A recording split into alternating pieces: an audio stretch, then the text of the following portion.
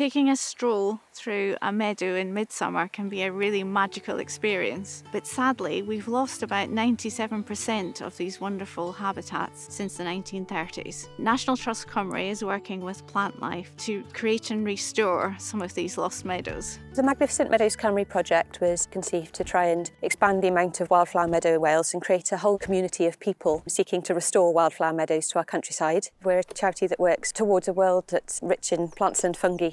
Over the last 3 to 4 years, National Trust Cymru has been working to create or restore over 213 hectares of meadows and species-rich grassland across Wales in over 25 sites.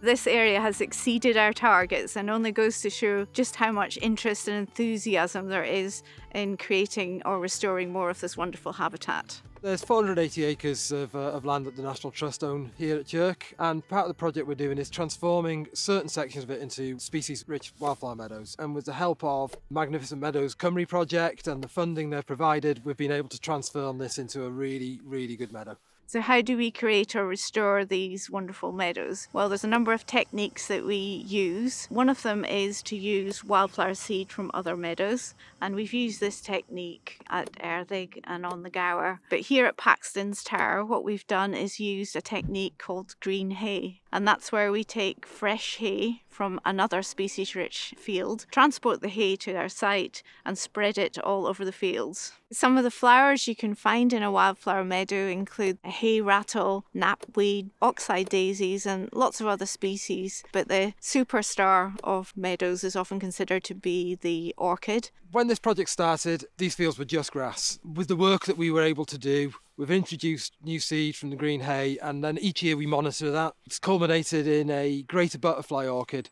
Found one of those last year, and it went to seed. So hopefully next year we'll have more. We've got so many people doing wonderful things, not cutting their grass. The No Mow May campaign, and Every Flower Counts was about doing something a little bit more citizen science based to look at what flowers came up in what area, and then looking at how that supports pollinators. Wildflower meadows can host a range of wonderful wildlife.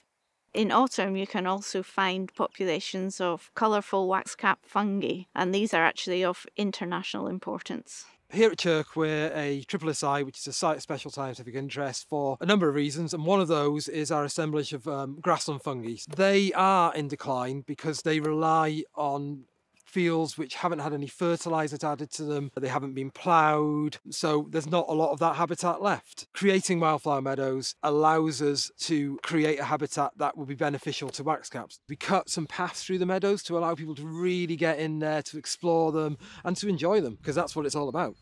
We have had people come up to us who have basically said they haven't seen that many butterflies since they were children, and it's really inspiring to hear that the work we're doing is attracting these insects in. In the future we'll be looking to monitor the meadows that we've already created and make sure they continue to be wonderful havens for wildlife. Another thing we'll be doing is taking the seed from the meadows that we've created in this project to make other meadows, so we will get a cascade of new projects happening in the future, and hopefully that will spread out across Wales and we'll see more of these beautiful habitats across our landscapes.